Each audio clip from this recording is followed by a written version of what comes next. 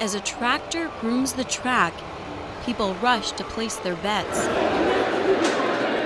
It's race night at Assiniboia Downs, and there's excitement in the air. Thank you. Okay, good luck.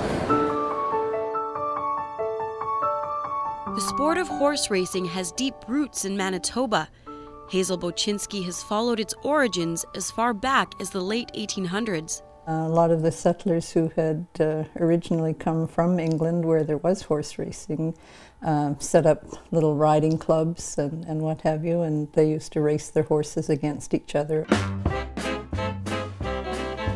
After World War I, horse racing flourished in Winnipeg, once home to 3 major tracks.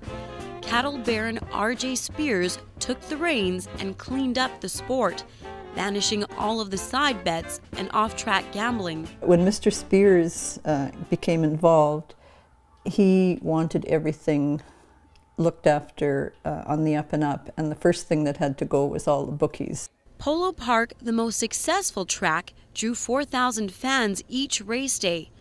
And as the sport's popularity galloped along, innovation followed. The first mechanical start gate was introduced here. And so was the color scheme for jockey silks, coordinating the color to correspond with a number, making it easier for fans to follow their favorite. A couple of other Winnipeg firsts, telephone betting, and in-house televised racing offers wagering enthusiasts a chance to bet at other racetracks around the world. As Winnipeg developed, the land became too valuable for just horse racing, and in 1956, the Polo Park property was sold to a group of local businessmen interested in building a shopping center. 2 years later, Assiniboia Downs was built, with a price tag of $2 million. Today, the track brings in 4 times that amount every year.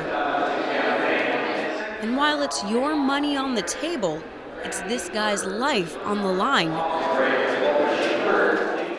At 59 years old, Alan Cuthbertson is the oldest competitive jockey in North America.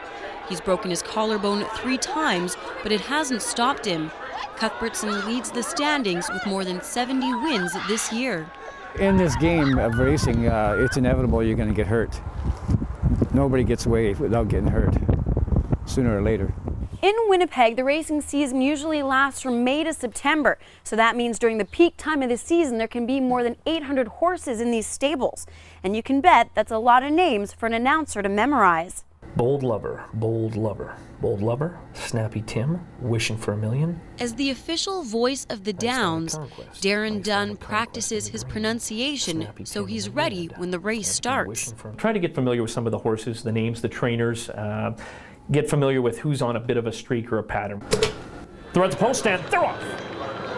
Icelandic Conquest from the outside, Wishing for a Million quickly from the center of the track. With the combination of rich history and innovation, Assiniboia Downs will continue to set the pace in horse racing for years to come.